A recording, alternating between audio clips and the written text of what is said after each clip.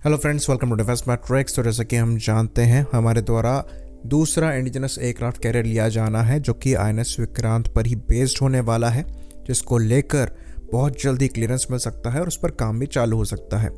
आने वाले 5 से 8 सालों में ये एयरक्राफ्ट कैरियर इंडियन नेवी को मिल भी सकता है।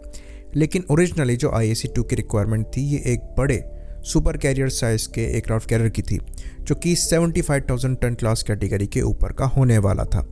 तो क्या इंडियन नेवी ने इस एयरक्राफ्ट कैरियर के रिक्वायरमेंट को छोड़ दिया है? तो इसका जवाब है नहीं। इंडियन नेवी को अभी भी ये बड़ा एयरक्राफ्ट कैरियर चाहिए जो कि IAC-3 अल्टीमेटली होगा, और इस पर काम इंडियन नेवी द्वारा किया जा रहा है।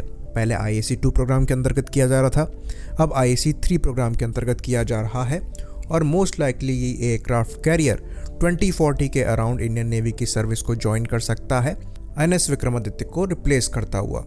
तो इस एयरक्राफ्ट कैरियर के डेवलपमेंट को लेकर तैयारी पहले से चल रही है। कोचिन शिपयार्ड द्वारा एक बड़ा ड्राई डॉक बनाया जा रहा है रविपुरम शिपयार्ड में, जो कि 70,000 टन क्लास कैटेगरी के शिप्स को बनाने में सक्षम होगा। तो यहाँ से खाली एयरक्राफ्ट कैरियर ही नहीं बनाए जाएंगे, बल्कि बड़े कार्गो शिप्स भी बनाए जा सकेंगे। खैर, IAC-3 के डेवलपमेंट को भी यहाँ पर दिमाग में रखा गया है, और हमारे पास ऐसे एयरक्राफ्ट कैरियर को डेवलप करने की कैपेबिलिटी भी बहुत जल्द मौजूद होने वाली है। तो बजट इश्यूज की वजह से ज़्यादा बड़े एयरक्राफ्ट कैरियर की तरफ इंडियन नेवी फिलहाल के लिए आगे नहीं बढ़ी, और ये जो IAC-2 है ये INS विक्रांत पर ही बेस्ड होगा, जैसा कि हम जानते हैं। तो overall 3 aircraft carrier Indian navy operate करेगी। तो ये चीज़ हम जानते हैं कि जब एक एयरक्राफ्ट कैरियर मेजर रिपेयर और रिफिट में जाता है तो कम से कम 6 महीने से 2 साल तक का समय लग सकता है। INS विक्रमादित्य के केस में हमने ये चीज़ देखा कि यहाँ पर करीबन 2 साल का समय लगा था। वहीं पर अगर रशिया के एडमिरल कुज़नेत्सोव की बात करें तो 2017 से ये एयरक्राफ्ट कैरियर एक्सटेंडेड ओवरहॉल पे है। तो इतने लंबे समय तक के लिए इतनी इंपॉर्टेंट कैपेबिलिटी जो है आपकी नेवी मिस आउट करती है, इसलिए एक एक्स्ट्रा एयरक्राफ्ट कैरियर होना बहुत ज़रूरी है। और इंडियन नेवी के लिए 3 एयरक्राफ्ट कैरियर होना ज़रूरी है, ताकि अगर एक एयरक्राफ्ट कैरियर ओवरहॉल में जाए एक्सटेंडेड पीरियड के लिए, तो कम से कम 2 एयरक्राफ्ट कैरियर्स आपके सर्विस में मौजूद हों, ताकि दोनों साइड हर समय एयरक्राफ्ट कैरियर द्वारा कवर करी जाए।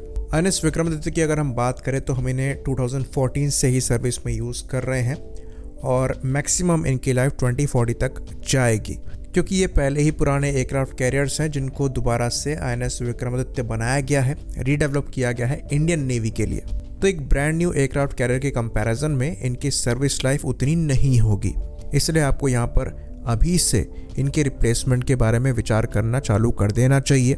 और इंडियन नेवी के पास पहले से ही प्रोग्राम है जो कि IAC-2 का पहले हुआ करता था, एक बड़े एयरक्राफ्ट कैरियर का, अब IAC-3 हो जाएगा।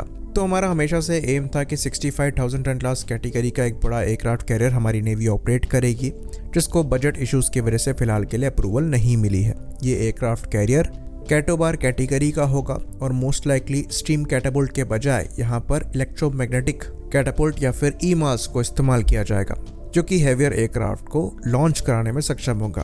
तो EMAS पर भी हमारे द्वारा पहले से ही अलग से काम किया जा रहा है। तो अगर इस एयरक्राफ्ट कैरियर को भी हम दिमाग में रखें तो TDBF के ऑर्डर्स ईजिली 100 के अप्रॉक्स जा सकते हैं, क्योंकि 3 एयरक्राफ्ट कैरियर से ये प्लेटफॉर्म ऑपरेट होंगे।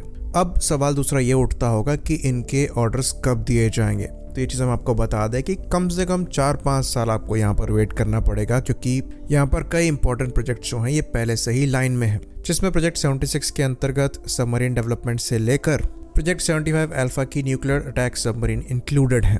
तो खैर, ये थोड़ा दूर ज़रूर है पर इनएविटेबल है, यानी कि इस डायरेक्शन में जाना ही पड़ेगा, जिसकी तैयारियां अभी से चल रही हैं।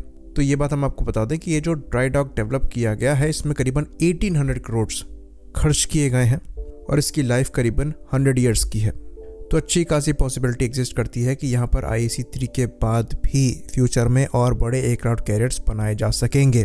IAC-3 को लेकर अच्छे खासे चांसेस हैं कि ये कन्वेंशनली पावर्ड एयरक्राफ्ट कैरियर हो सकता है, लेकिन उसके बाद जो भी एयरक्राफ्ट कैरियर बनाया जाएगा ये मोस्ट लाइकली न्यूक्लियर पावर्ड होगा, क्योंकि इंडिया की इकोनॉमी ग्रो करेगी और हमारे इंटरेस्ट भी ग्रो करेंगे। तो जो नेवी है उसका ग्रो होना तय है, इसलिए हमें बड़े एसेट्स में भी इन्वेस्ट करना पड़ेगा। तो ये काफ़ी अच्छी बात है कि उस डायरेक्शन में आगे बढ़ने के लिए हमारी जो तैयारी है अभी से चल रही है, और ये ड्राई डॉक आने वाले 100 सालों में हमारे लिए बहुत ज़्यादा इम्पोर्टेंट साबित होगा। आई होप इन्फॉर्मेशन यहाँ पर क्लियर रही हो। इसी बात पर इस वीडियो को हम ख़त्म करेंगे। लाइक करिए, सब्सक्राइब करिए, जय हिंद।